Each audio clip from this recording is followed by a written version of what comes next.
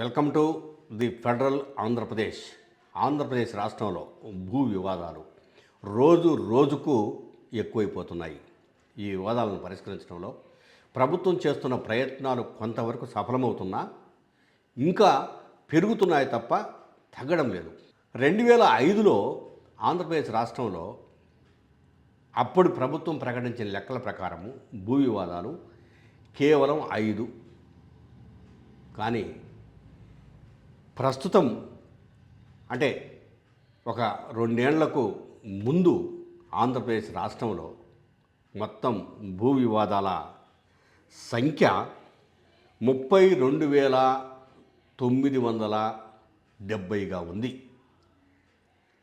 అంటే ఇది ఇటీవల కాలంలో చూసుకున్నప్పుడు కొద్దిగా తగ్గింది. కానీ 2022వ సంవత్సరం నాటికి అన్ని సమస్యలు అవన్నీ కూడా కేవలం భూ వివాదాలే. ఇప్పుడు ఈ ప్రభుత్వం ఏదైతే గ్రీవెన్స్ సెల్ను ఈ రెడ్రెసల్ సెల్గా మార్చిందో దాంట్లో ఇప్పుడు ప్రతిదీ ఒక అర్జీని తీసుకున్న తర్వాత దానిని కంప్యూటరైజ్ చేసి ఆ అర్జీ సమస్య ఎంతవరకు పరిష్కారానికి వచ్చింది, ఎక్కడ ఏ స్టేజ్లో ఉంది, ఏ ఆఫీసర్ దగ్గర ఉంది, ఏమి జరుగుతుంది ఆ అర్జీకి సంబంధించి అని చెప్పేసి పూర్తి వివరాలు ఏ రోజుకు ఆ రోజు ప్రభుత్వానికి అంటే కలెక్టర్కు అధికారులు నివేదించాల్సి ఉంటుంది. ఇంత సిస్టమ్ ఇంత వ్యవస్థ ఉన్నా అన్నీ ఉన్నా సమస్యలు మాత్రం పరిష్కారం కావడం లేదు. భూమి సమస్యలు పెరిగిపోతూ ఉన్నాయి. దీనికి ఇటీవల కాలంలో చేపట్టినట్టే ఇటీవల కాలం అంటే గత ప్రభుత్వ హయాము నుంచే చేపట్టినటువంటి రీసర్వే ప్రధానమైంది. రీసర్వే వల్ల సమస్యలు పెరుగుతున్నాయి తప్ప తగ్గడం లేదు. ఎందుకు రీసర్వే వల్ల సమస్యలు పెరుగుతున్నాయని చెప్పేసానంటే రీసర్వే గతములో వేసిన హద్దులను మార్చి ఈ సర్వే ద్వారా ఇప్పుడు ఇస్తున్నటువంటి పాస్ పుస్తకాలు 2-3కి కలిపి ఒకటే పాస్ పుస్తకం ఇవ్వడం అనేది దారుణమైన అంశంగా మారింది. ఒక భూమి సర్వే చేసిన తర్వాత దాన్ని స్పెసిఫై చేసిన తర్వాత దానికి ఒక సబ్ డివిజన్ చేసి ఒక సర్వే నెంబర్ ఇచ్చిన తర్వాత ఇప్పుడు సర్వే నెంబర్లను కూడా ప్రభుత్వం రద్దు చేసి దానికి ఓ ప్రత్యేకమైన నెంబర్ను అలాట్ చేస్తుంది. అయినా ఒక నంబరు కేటాయించిన తర్వాత ఆ నంబరులో ఎక్స్టెన్షన్ ఎంత, మొత్తం ఎన్ని ఎకరాల ఎన్ని సెంట్లు ఉంది అనేది స్పష్టంగా రైతు పేరుతో రాసి పాసు పుస్తకం ఇవ్వాలి. గతంలో ఉంది. ఈ రీసర్వే ఎప్పుడైతే మొదలుపెట్టారో ఈ రీసర్వే జరిగిన తర్వాత గట్టు తగాదాలు లేదా ఇద్దరి భూముల మధ్య తగాదా వచ్చినప్పుడు, హద్దుల తగాదా వచ్చినప్పుడు దానిని పరిష్కరించకుండా ఏదో ఫలానా వెంకటేశ్వర్లకు సంబంధించినటువంటి భూమి ఇంత ఉంది, లేదా రవికి సంబంధించినటువంటి భూమి ఇంత ఉంది, ఈ 2 భూముల మధ్య తగాదా ఉంది కాబట్టి దీనిని మేము పరిష్కరించలేము, అందువల్ల ఈ 2 రైతులకు సంబంధించినటువంటి భూమిని ఇద్దరికి కలిపి ఒకటే పాసు పుస్తకం ఇస్తున్నాము, సర్వే నెంబర్లు వేరువేరుగా ఉన్నాయి, వీళ్ళు చెప్తున్న ప్రకారం ఎంత భూమి ఉంది కానీ వివాదంలో ఉంది అని చెప్పేసేసి ఒక పాస్ పుస్తకాన్ని వాళ్ళిద్దరి పేర్లతో తయారు చేసేసి ఇద్దరికి చెరొక పాస్ పుస్తకం ఇస్తున్నారు. దీనివల్ల ఈ సమస్య ఎట్లా పరిష్కారమైంది? సమస్య పెరగడం తప్ప పరిష్కారమయ్యే పరిస్థితులు కనిపించడం లేదు. గ్రామాలలో చాలా గ్రామాలలో ఇవే సమస్యలు ఉత్పన్నమవుతామున్నాయి. కొట్లాట్లు జరుగుతున్నాయి, చంపుకోవడాలు జరుగుతున్నాయి. ప్లస్ ప్రభుత్వం పరిష్కరించి మాకు ఒక దారి చూపుతుందని చెప్పేసి వచ్చి అర్జీలు ఇచ్చే వాళ్ళ సంఖ్య పెరిగింది. 2005లో కేవలం 5 సమస్యలు ఉంటే ప్రభుత్వం దగ్గర పరిష్కారం కోసం వేచి చూస్తుంటే ఇప్పుడు 37,970 సమస్యలు పరిష్కారం కోసం వేచి చూస్తున్నాయంటే ఏంటి పరిస్థితి? ఎక్కడికి పోతున్నాము? ఈ వివాదాలను ఇది లాండ్ ఆర్డర్ సమస్యగా కూడా మారుతుంది. కేవలం భూ వివాదాలకే పరిమితం కావడం లేదు. గ్రామాలలో కొట్లాటలు జరుగుతున్నాయి, పోలీస్ స్టేషన్లలో కేసులు నమోదు చేస్తున్నారు. ఇవన్నీ ఒక ఎత్తు అయితే కబ్జాకోరులు తయారయ్యారు. వీళ్ళతో పాటు ఈ భూములకు సంబంధించినటువంటి ఈ రికార్డులు మాయమైపోతున్నాయి. మనం చూసాం మదనపల్లి దగ్గర రికార్డులు మాయం కావడం. ఈ ప్రభుత్వం వచ్చిన కొత్తల్లో మదనపల్లి దగ్గర వాళ్ళు తగలబెట్టేసేశారు. చాలా తహసీల్దార్ కార్యాలయాలలో పాత రికార్డులు లేవు. డిజిటలైజేషను జరుగుతుందని చెప్పినా కొంతవరకు మాత్రమే జరిగింది. రికార్డులు లేని చోట రికార్డులు లేవని చెప్పి రాసి పక్కన పెడుతున్నారు తప్ప దానికి సపరేట్గా ఇప్పుడు గ్రామానికి ఒక సర్వేరు ఉన్నప్పుడు, భూమి రీసర్వే జరుగుతున్నప్పుడు రికార్డులను సృష్టించి కనీసం డిజిటలైజ్ చేసి పెడదామన్న ఆలోచన కూడా ఈ ప్రభుత్వానికి రావడం లేదు. సమస్యలుగానే ఉంటూ ఉన్నాయి. అట్లాగనే ఫేక్ పట్టాలు చాలా చోట్ల సృష్టిస్తున్నారు. నేను ఉదాహరణకు ఒక సంఘటన చెప్తా.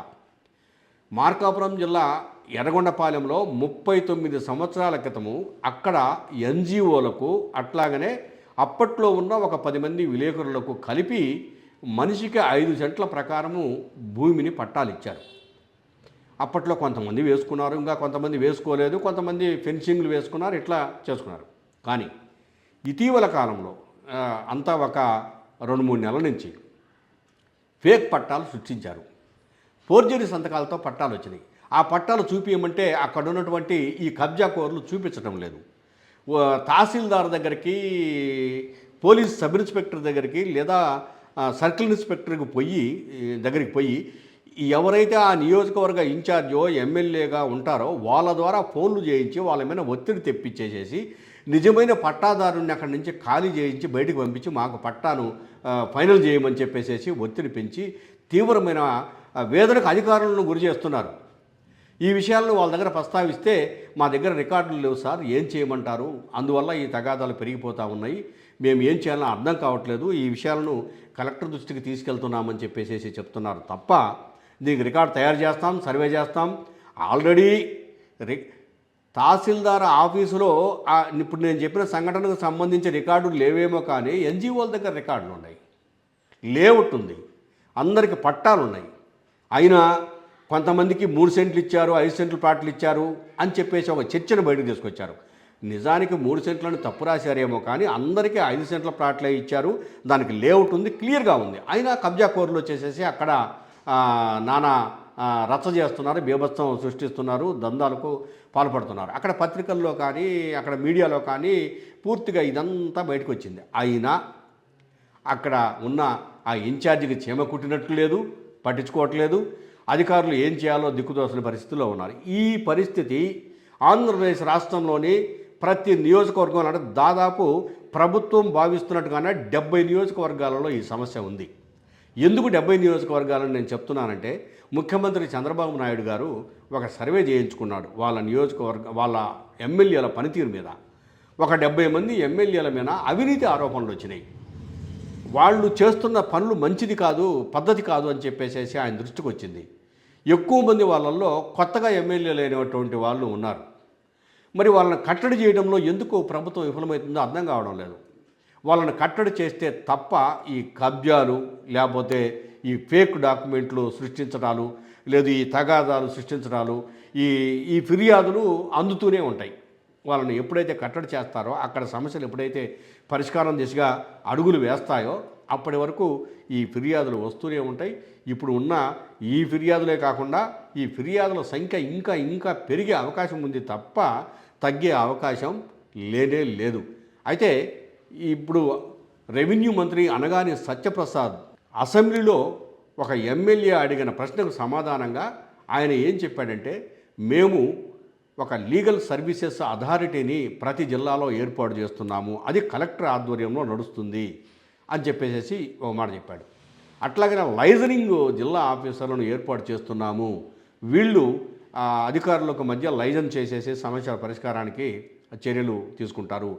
అదేవిధంగా ఇంకొకటి చెప్పుకొచ్చారు, అదేంటంటే ఆన్లైన్ లిటిగేషన్ మేనేజ్మెంట్ సిస్టమ్.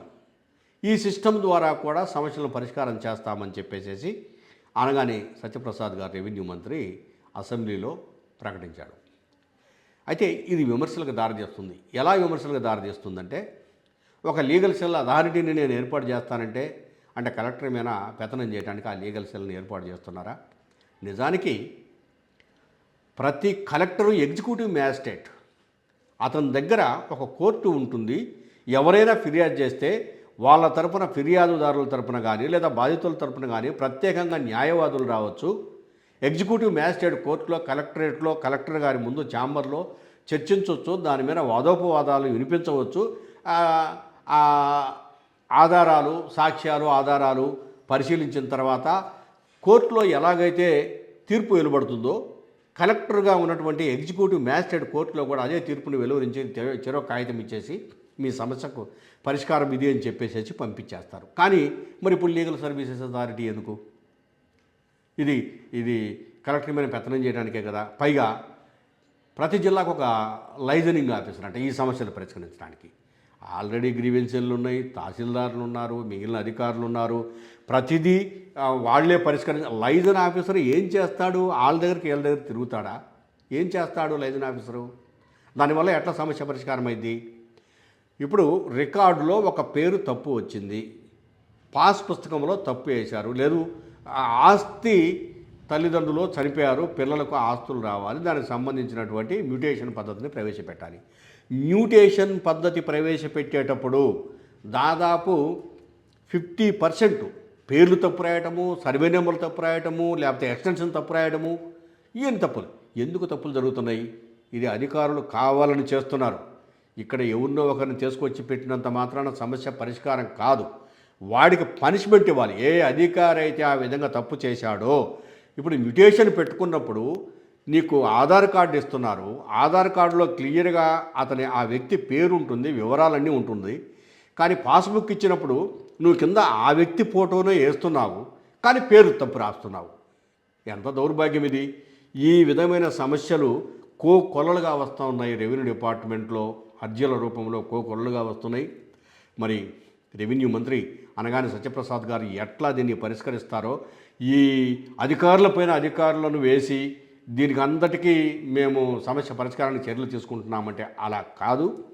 తప్పు చేసిన వాళ్ళు ఎవరైతే ఉంటారో వాళ్ళ మీద చర్యలు తీసుకోవడం మొదలు పెడితే ఖచ్చితంగా సమస్యల పరిష్కారం త్వరగా అవుతుందనేది ప్రజల్లో చర్చ జరుగుతుంది. అది నిజం కూడా.